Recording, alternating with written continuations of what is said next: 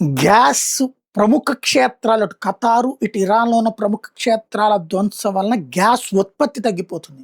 మళ్ళీ ఎప్పుడికి సెట్ అవుతదో తెలీదు. దాదాపుగా ఖతార్‌లో ఉన్నటువంటి ఇప్పుడు దెబ్బతిన్నటువంటి గ్యాస్ సిస్టమ్ సెట్ కావడానికి 17 ఏళ్ళు పట్టింది.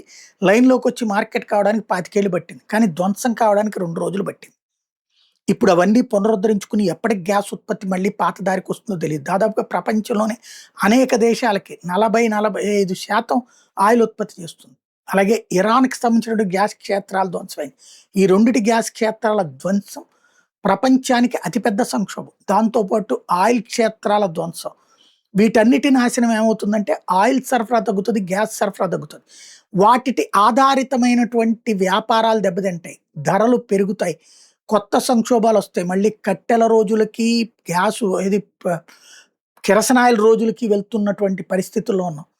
ఎలక్ట్రికల్ వెహికల్స్ వైపుకి ఇక పరిగెత్తాల్సొస్తుంది. ఎలక్ట్రికల్ పొయ్యల వైపుకి పరిగెత్తాల్సొస్తుంది. లేకపోతే తట్టుకోలేం. మళ్ళీ వాటికి పవర్ సప్లై ఎక్కువ అవసరం అవుతుంది. దానికి సోలార్, విండ్ పవర్‌తో పాటు కొత్త మార్కెట్ ఎతుక్కోవాల్సొస్తుంది.